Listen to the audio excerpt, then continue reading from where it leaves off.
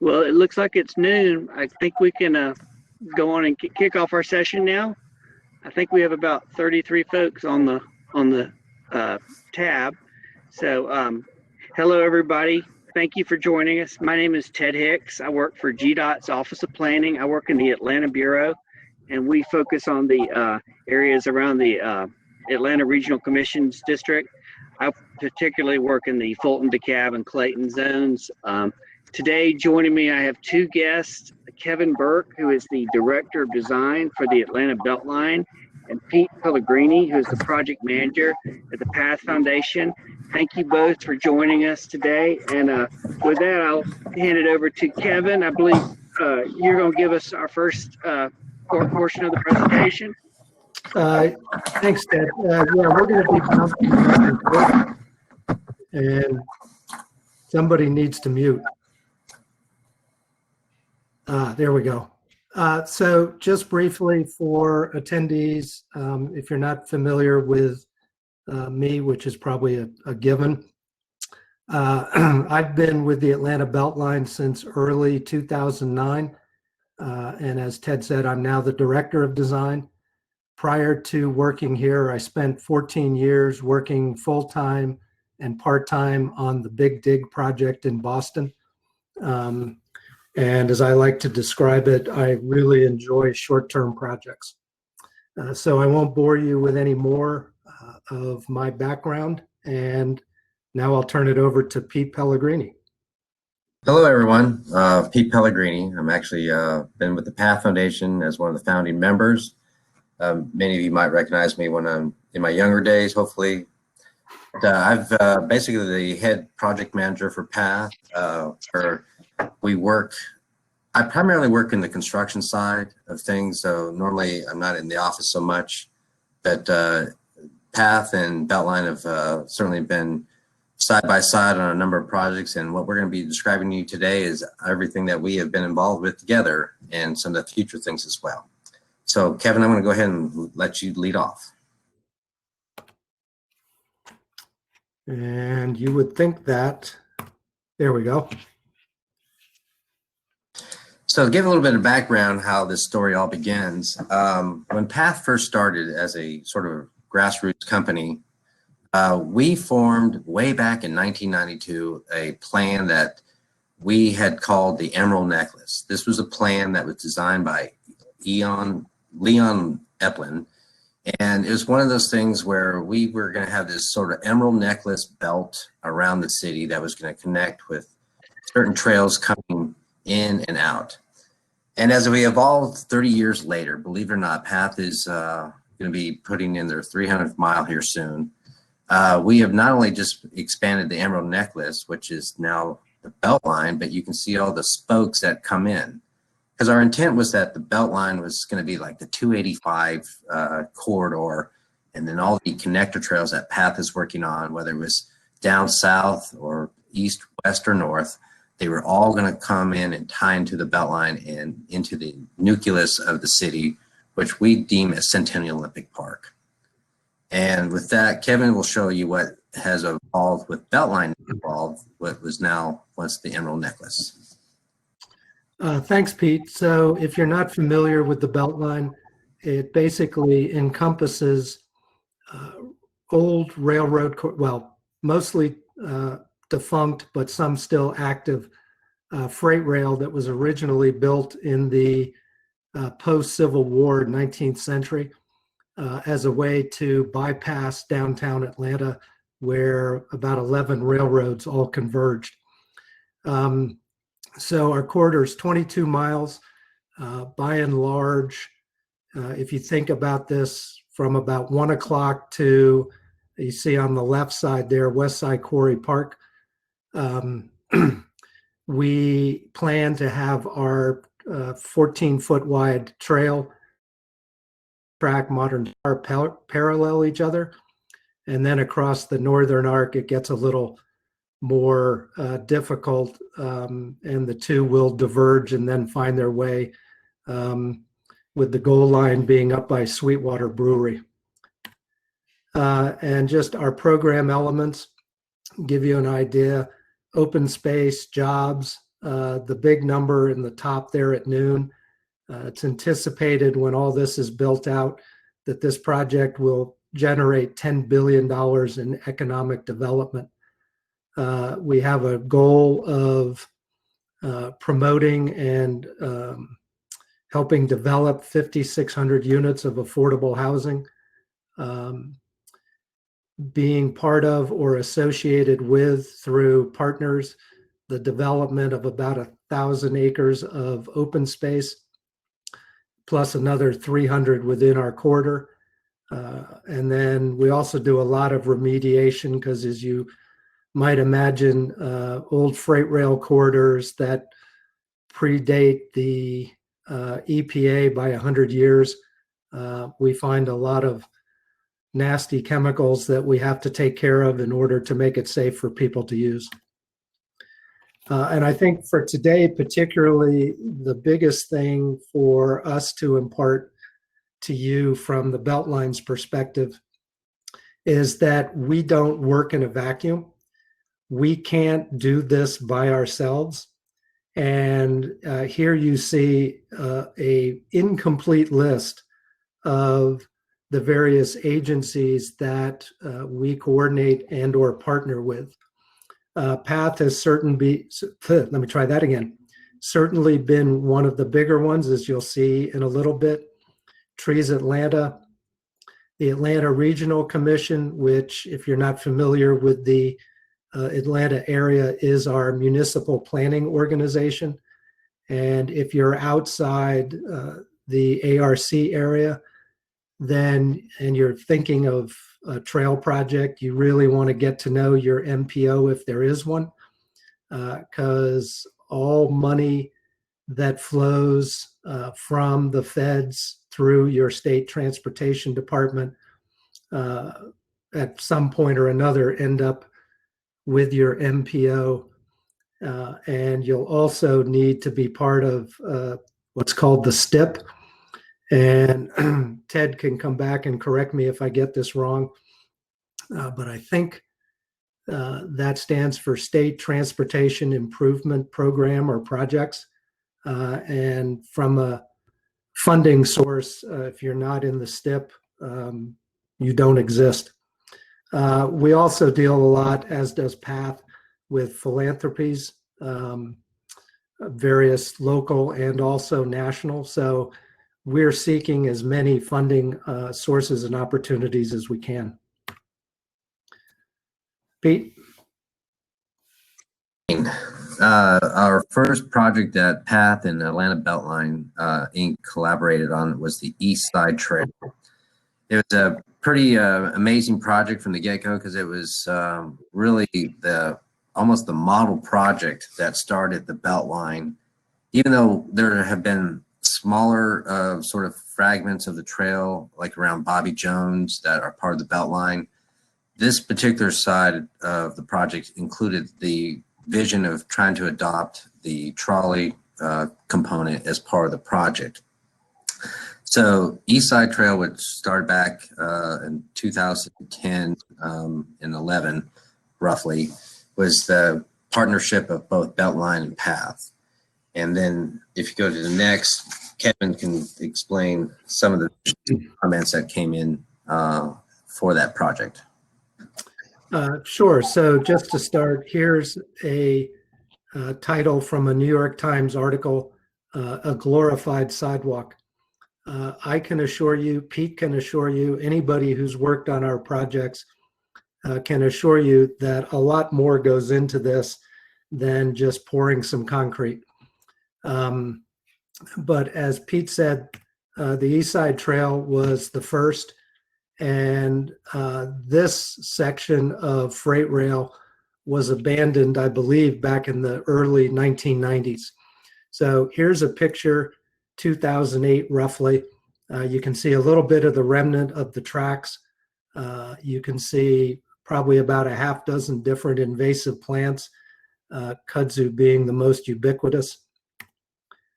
The first thing we need to do is coordinate with the rail company to have them come in and remove their rail. In this case, it was Norfolk Southern. If it's not them down here in the southeast, it's probably going to be CSX. And they do this because there is value in those rails. I've heard a variety of, particularly if it's straight rail, they can reuse it. Sometimes it's a wash for the contractor to remove it, recycle it.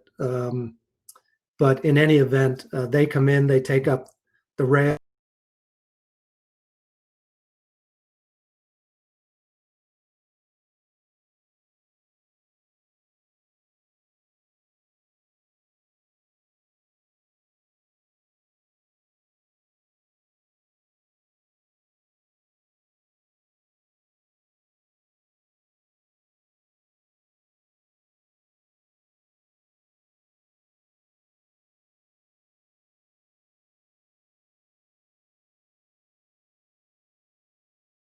Kevin, are you on mute?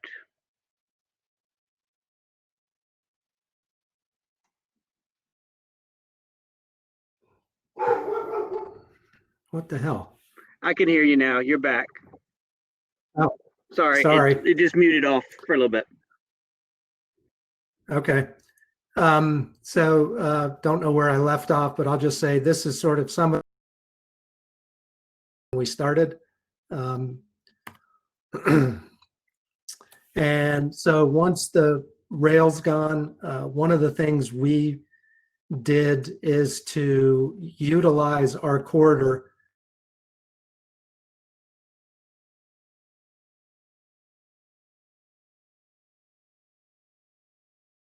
Kevin, you back on mute?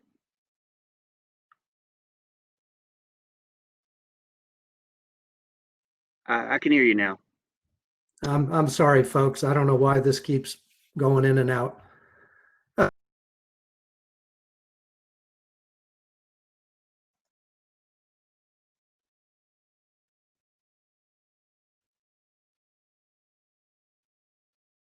When fiber optics became a big thing, they were a natural corridor for that. So unfortunately, when we purchased the corridor, we don't get the rights to the income because the railroads retain those. But we have put in our own conduits, and we now are in a partnership with a company and are selling space in those conduits to companies who want to expand their fiber. Sorry, this isn't the best picture, but this just gives you an idea. In the bottom left corner, you can see some rebar sticking up where we're coming in with a retaining wall. And this is near Irwin Street, which for the East Side Trail was the southern terminus. And then a little bit of lagging to construct the walls while we're protecting an adjoining business. And you can get a little bit of an impression that we're not dealing with the most pristine soil. And one thing that was interesting was to occasionally find old rail bed below where the existing one had been. So everything's a challenge, and the ability to work with Pete and Path to, what's the word I'm looking for, to tap their reservoir of knowledge from their experiences helped us move this project forward. Another collaboration, this is right near Virginia Highlands Bridge, if you know the East Side Trail. And the reason I'm showing this is this wall actually was on or is on property owned by an adjoining development. We were able to negotiate a permanent easement from them, in part because one, they didn't need the land, and two, they saw the value to their property of the BeltLine being located literally about 60 feet away. So again, it's working with a multitude of partners across private development, public, to get the project done. This is one of my favorites, the Ponce Bridge I showed you before. When the railroads built their infrastructure, there weren't semi trucks, there weren't motorized vehicles, there were horses and buggies. And as a result, this bridge is too low for GDOT. And if you're not familiar, Ponce is what's called a commuter corridor, so it gets a lot of traffic. As part of the approval to build this project, GDOT required us to raise this bridge about 3.5 feet. So we had to close the road and deconstruct everything that was on the bridge down to the very structure, and then temporarily elevate it, pour some new concrete pads to support the bridge, and then lower it back down. And when all is said and done, here's a picture of what it looks like today. We'll get into a discussion about our use of stainless steel as a material selection. One of the lessons learned when Path builds their trails, they, Pete can correct me, but I think it's be very unusual if they didn't just use standard concrete. We came up with a design when we set out to build our trail, it was to build something really unique that would be attractive to people from outside the area and would set this trail apart from any other. So we had a special mix for our concrete design. And this is what happens when your concrete mix can't flow through a pump truck and it clogs the hose. And you have to quickly go back and reconfigure your design mix so that you can actually pour the concrete. So it was a great idea, and we were able to adjust it. It had to come down to the stone particle size, and we moved on from there. But it was a bit of a surprise when we were trying to do this concrete and it wasn't working. And then other surprises, you'll get a better picture. Well, here, I'll just move on to the next one. Oh, sorry, I thought I had two here. One of the surprises was at 2:00 in the morning on a very rainy night to get a phone call from the contractor and be told that an entire section of your slope had disassociated itself from the hill and had slid down into the service area for Midtown Plaza. Our joke is that the building right behind here is Midtown Cinema, and it only would have been more appropriate if we could have had people watching a disaster movie as soil flowed into the movie theater. It's things are going to go awry, and quickly clean things up, installed some gabions to stabilize the soil, and we moved on. Just a picture. This is actually a spur trail from the East Side Trail, which is in the upper right corner. It's in the distance. And this is a connection to Path's Freedom Park Trail, which is behind where this is taken.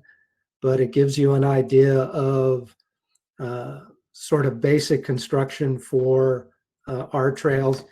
We made the decision to use concrete for its longevity. And part of that was using welded wire mesh to preclude to the greatest degree possible any cracking issues. And last one for me on this is my favorite.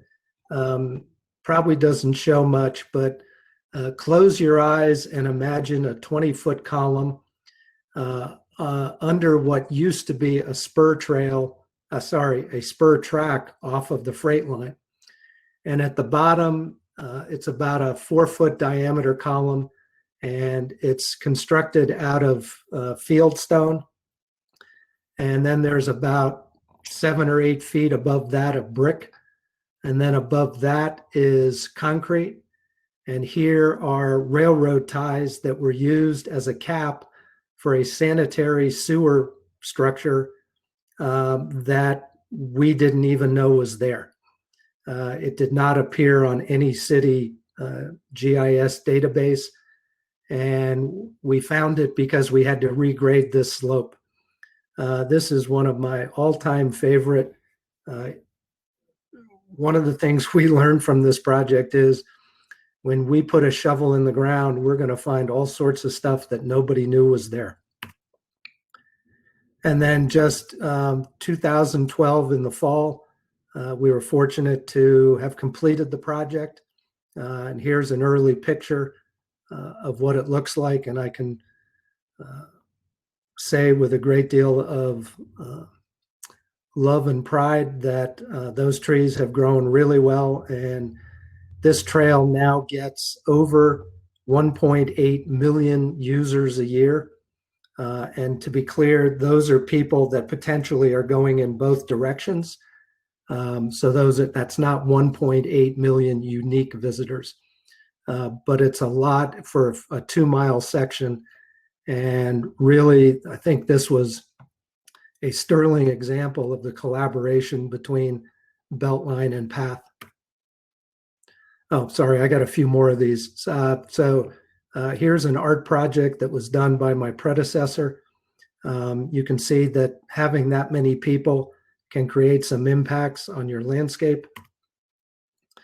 Granite facing on our walls, stainless steel on our fencing is a function of a decision we made back in 2010. The granite has turned out to be a great material because occasionally we get people tagging it because taggers want to do their artwork, if you can even call it that in most cases, in areas where it's going to be seen. And unlike concrete, the Parks Department can come up with a power washer and just blast off any paint or any other material without fear of damaging the stone. Stainless steel was a function of a number of us at the time who had worked in both public and private and knew that no matter how well something is painted, that coating system will eventually fail. And we're now 10 years in, and to my knowledge, have had absolutely zero problems with the stainless steel. It gets to spending a little bit more money up front with the idea that whoever is going to maintain it on the back end will save huge sums of money in maintenance costs over the life of your project. Again, just another picture. This is a mesh system by Carl Stahl, which is lovely. And Pete, I think we're on to the west side now. Well, this is probably one of the more exciting topics. This is showing what's both the action and wherewithal that the two organizations have together. Next. Right now, we are working on what we call the West Side BeltLine connector. There's actually 3 phases. If you click, we have our phase 1, which is actually a connection that it's from the apartments that we'll show you here in a second to the intersection of Northside Drive. And then the remaining section, which goes all the way out to almost Marietta Boulevard. This is a great example of how our partnerships work so well together. Path is not an organization that normally does land acquisition and railroad right-of-way. BeltLine is suited and geared and has the personnel to help address this particular 2-project application is actually on the old rail line that fed into the Congress Center.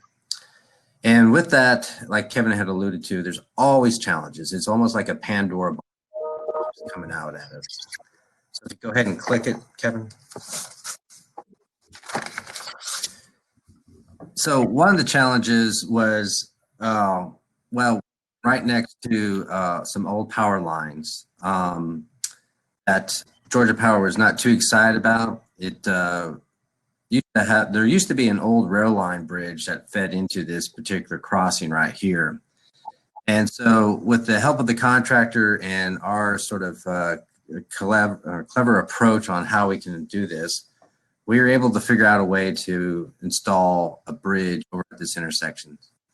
And that was actually using large wrecker trucks that would normally pick up heavy equipment and say tractor trailer type vehicles. So we were able to have a crane system underneath the bridge to help lift it into place and bypass some of the transmission lines that were hanging above us. It was a great collaboration of both BeltLine and Path, but also Georgia Power. They were very helpful in trying to give the flexibility and still trying to make sure we were safe for this particular project. And if you go out there right now, you can see the hard work that we have put into this one project, certainly at this one particular location. Next slide.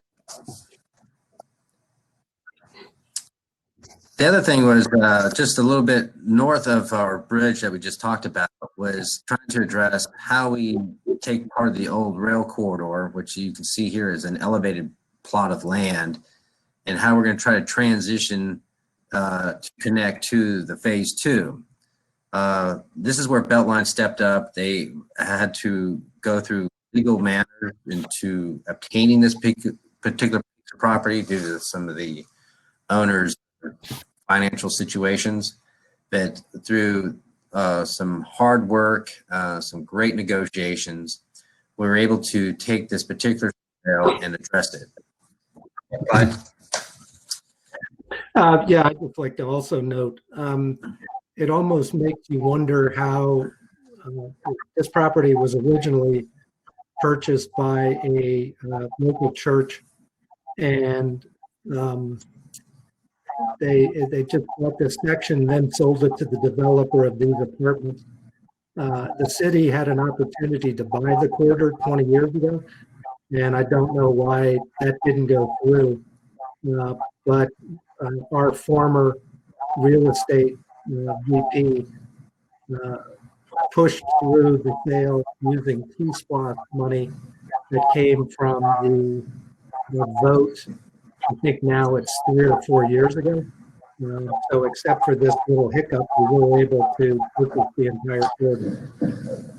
So what used to be like an ugly site for the neighborhood, we are now turning into additional parkland, and we're able to remedy the connection that crosses over and into the city. And one of the keys that we had BeltLine help us out with was that, as Kevin alluded, the apartment complex that you see in the slide that's to the left actually obtained part of the rail corridor in order to do their development. But the weird thing was that we did have something on the table which allowed us to negotiate with the apartment complex and allowed to make the connection between two properties on either side of the complex. Next slide.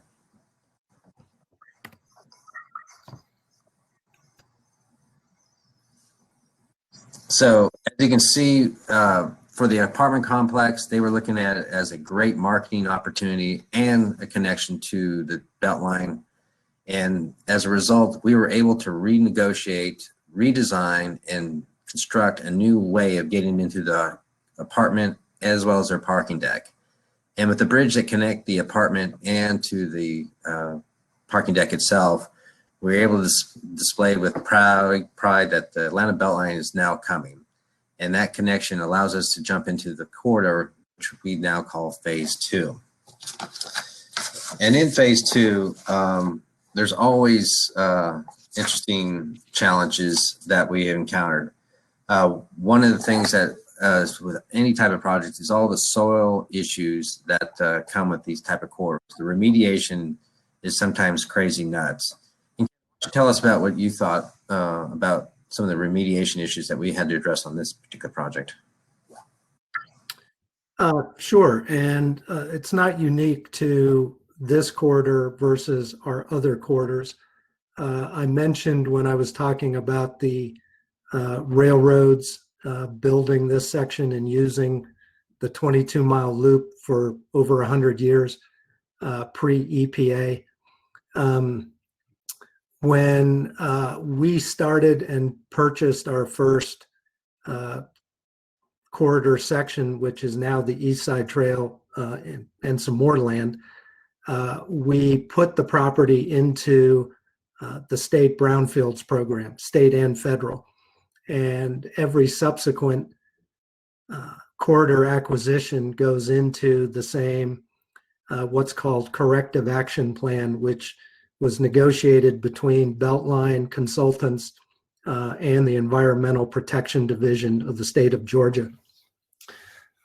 So railroads back in the day, when, assume they didn't know any better, would spray chemicals for vegetation control. Stuff would leak out of cars. So the biggest component that we have to deal with in almost all our corridors is arsenic. There's also lead on occasion.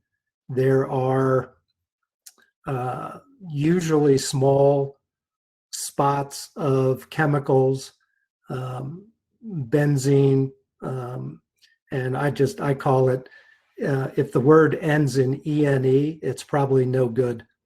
And there are two standards for remediation. One is to a residential level and one is to a non-residential or commercial level. As part of our correction action plan, we remediate generally if it's not impacting water table down to a depth of 2 or 3 feet. And we put 1 foot of clean soil as our cap on top of whatever is remaining.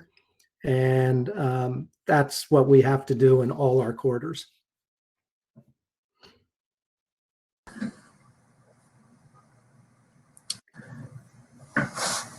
The great opportunities that this particular project affords, unlike some others, is we actually have a tunnel. This particular shot is showing the before and after of our connection that's going under Joseph E. Boone. I'm sorry, Donald Lee Hollowell. Project was really kind of a hiding spot for a lot of things that are necessarily things that we want to promote. That with vision of trying to not only create a linear park through this area, Path and BeltLine are also incorporating lights as well as security cameras to help address what we feel is going to be a very populated trail. And this is also going to start inviting the developers that sort of sandwich the corridor to start rethinking and also redesigning some of their development plans, so that, like the East Side BeltLine, where things were maybe once turned away because the railroad corridor, are now being flipped and turned inward, so that this is now an integral part of the project. I can tell you that near this particular tunnel, there's a developer called Lincoln Properties, and they are definitely very tuned to this particular component, and have actually are working on design and implementation to have the trail an integral part of their development. And it's going to be one of those things where I see in the next couple of years, it's really going to be a game changer down there. And I think it's the cooperation of, in partnership with Path and BeltLine, trying to be the pioneers that kind of get out there and start leading these type of projects, only to start improving the areas around these areas for everybody. Next. So as part of this, we have future projects. We talked about what was past and what was present. And this is where some of the next phasing of BeltLine comes into play. Next slide. We talked about segment 1, segment 2. Now Kevin's going to get into what's kind of being permitted, designed, and hopefully started here in 2021. And that's segment 3. Click. Yeah, just for context, it's because it's important to note at the bottom, you see the note about the blue line, which is the existing West Side Trail, which we completed 3.5 years ago. And then the gold, if you will, which is what we call the West Side Trail extension, which connects the West Side Trail to the BeltLine connector. And when the extension gets built, you now have access for folks on the west side to access downtown and further north too, in a very safe way that by and large precludes a lot of interaction with automobiles to some degree until you get down by the Georgia World Congress Center. And okay, sorry, Pete, I just wanted to, while we were on this. Highlighted there is showing what we're going to be talking about next. So, okay, and this is my fault. This slide, as you can now tell, is out of order. But this is a graphic from Lincoln Properties. You can see in sort of the back right section there, a hint of the Hollowell Tunnel.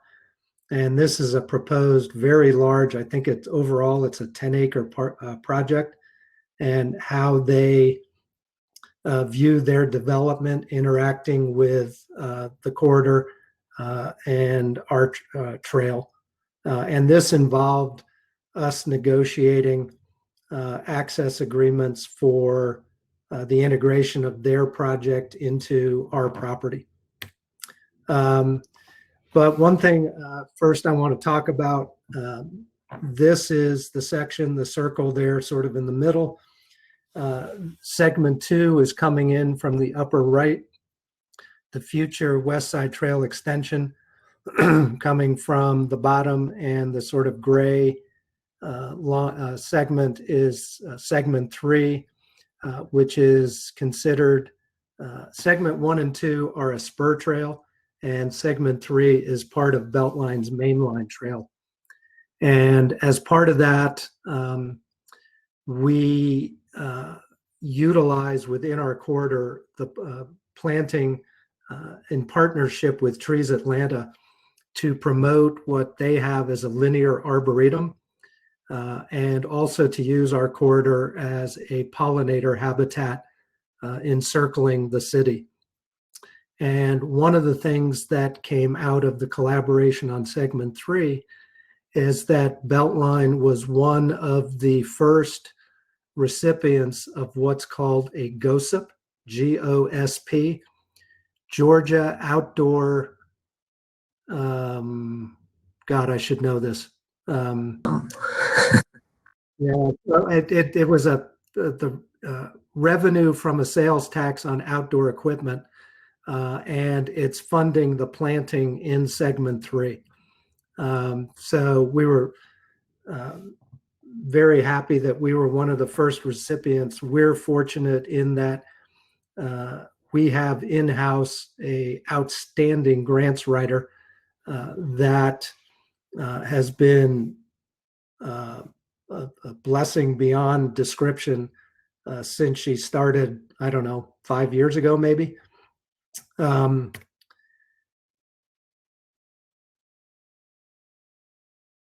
Pete, I'm not sure what this is.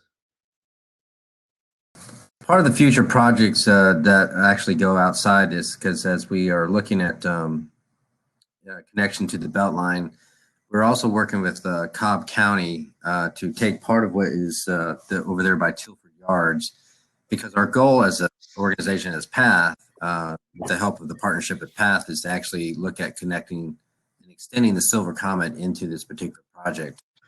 And I showed this slide because I just don't know if people realize that the Silver Comet Trail has been a game changer for Georgia. From the standpoint, it's connected several counties and all the way out to the Alabama state line. With the partnerships that PATH has forged with BeltLine, we are now being able to take a lot of this and pull it inside the perimeter and allow people that are in the metropolitan area to tap into this particular network, which is just one of the several networks that's happening right now as we are working on these particular projects at hand. Next.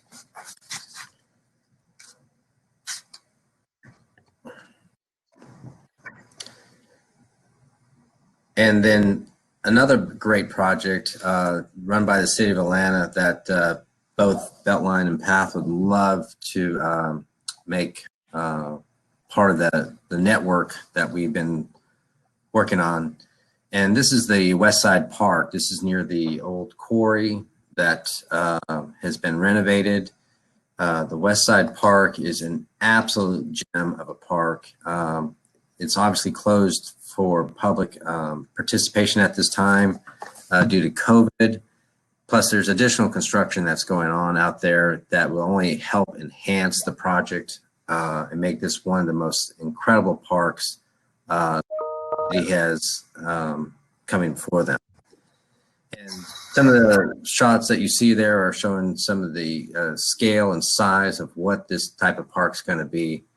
Like I said, once this particular park is open to the general public, it will be an amazing anchor that helps enhance a lot of the stuff that Kevin and I have been sharing with you. Next.